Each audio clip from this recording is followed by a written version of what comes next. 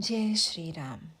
तो आज हम बात करेंगे राम रक्षा स्तोत्र। राम रक्षा स्तोत्र जो ऋषि कौशिक लेकर आए, और राम रक्षा स्तोत्र की विधि क्या है, क्यों हमें करना चाहिए, इससे लाभ क्या होता है। तो आप सब जानते होंगे कि जब हमारा जन्म होता है तो राम जी की कृपा से होता है, और जब हम मृत्यु को प्राप्त होते हैं तब भी राम धुन लेकर ही इस दुनिया से जाते हैं, ताकि जो हमारा पथ है वो सरल और सुलभ हो जाए। राम से बड़ा राम का नाम, ऐसा क्यों बोलते हैं कि राम जी से बड़ा राम का नाम है।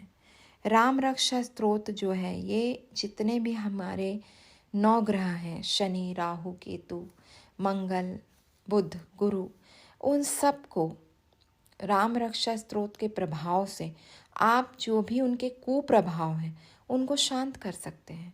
ये बहुत ही अचूक पाठ है, जिसके कारण आप अपने हर प्रकार की आदि व्याधि दूर कर सकते हैं।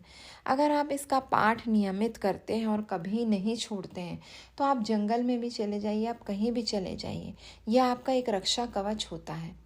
राम रक्षा कवच मतलब ये एक ऐसा स्रोत है जो आपका कवच बन जाता है, आपके हृदय में इसका एक कवच बन जाता है। और जब भी आप इसको पाठ करते हैं तो कहीं ना कहीं हनुमान जी आपकी रक्षा करते हैं। इस पाठ का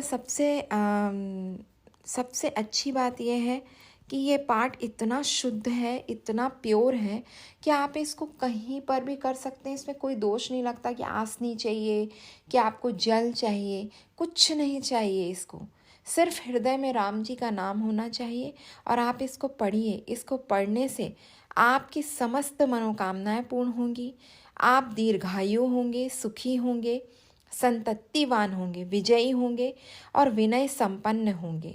ये इतना शक्तिशाली है कि अगर आप 9 दिनों में प्रतिदिन 11 बार भी इसका पाठ करते हैं तो ये सिद्ध हो जाता है, और फिर ये आपकी हर प्रकार से रक्षा करता है। इसको सिद्ध करने के लिए विधिवत आपको राम रक्षा स्तोत्र का 11 बार पाठ करना है। उस दौरान आपको एक कटोरी में सरसों के कुछ दाने लेकर उन्हें अंगुलियों पे घुमाते रहना है, वह सिद्ध हो जाएंगे। और उनको फिर एक पोटली बनाकर अगर आप अपने साथ रखते हैं तो आपको कभी कुछ नहीं होगा। ये इतना महत्वपूर्ण क्यों है?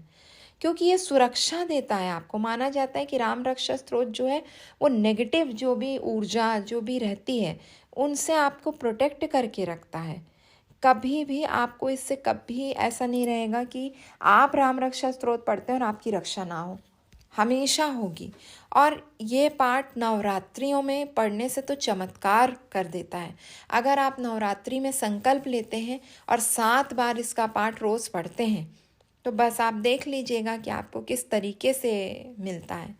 इसका अनुभव आप कीजिएगा, इससे शांति मिलती है। परशुराम जी को श्री राम की वास्तविकता का भान होता है तथा वह स्वयं शांत हो जाते हैं। तो समझिए कि राम जी के पाठ से इंसान परशुराम जी जैसे शांत हो गए।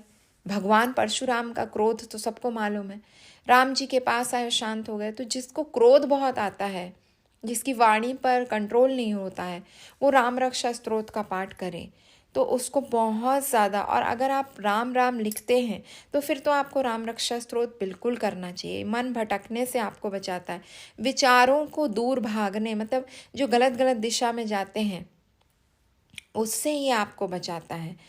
ये कितनी बार करना चाहिए? कम से कम आप अगर राम रक्षा स्तोत्र कर रहे हैं तो दिन में 1 बार तो आप इसको पूर्ण श्रद्धा के साथ करें, बहुत मन अच्छे से करें। कभी इस तरह का ऐसा मन में ना लाएं कि अरे हम आज कर लिए अब हम कल नहीं कर पाएंगे। नहीं, इसको बहुत अच्छे से पढ़ना चाहिए, बहुत शांति से पढ़ना चाहिए। और इसकी विधि क्या है? जब भी आप राम रक्षा स्तोत्र पढ़ते हैं कोई आपको विधि नहीं चाहिए, सिर्फ आप मंदिर में बैठ जाइए, राम जी का अनुभव और राम जी का स्मरण कीजिए। अगर आपके घर में सिया राम जी की फ़ोटो है तो उनके चरण स्पर्श कर लीजिए। उसके बाद आप आराम से अपनी जगह पर जहाँ बैठे हैं आसन जरूर रखिए, वरना वो आप अगर पाठ करते हैं तो वो भूत प्रेत ले जाते हैं। बिना आसन के कोई पाठ नहीं करना चाहिए। आसन रखिए, उस पर बैठ के आराम से राम जी का ध्यान कीजिए। पहले राजा राम का स्मरण कीजिए, श्री राम जय जय राम की धुनी लगाइए। फिर जब वो धुनी हो थोड़ा 1 सेकंड के लिए उनसे अपनी आत्मा जोड़ लीजिए। राम सिया राम जय जय राम। बस इतने से ही आप उनसे अपनी धुनी लगाइए और फिर आप वो राम रक्षा स्तोत्र का पाठ कीजिए। जब आप राम रक्षा स्तोत्र का पाठ कर लेते हैं तो वहाँ पर आप एक ग्लास में पानी रखिए, उसको 3 बार फूकिए और पी जाइए। वो आपकी सारी बीमारी दूर कर देगा। अगर कोई आपके आसपास बीमार है उसको पिला दीजिए तो उसकी बीमारी भी दूर हो जाएगी और आपके घर में ऐसा लगेगा जैसे राम जी का वास है। राम जी हैं तो सब कुछ है। जय सिया राम।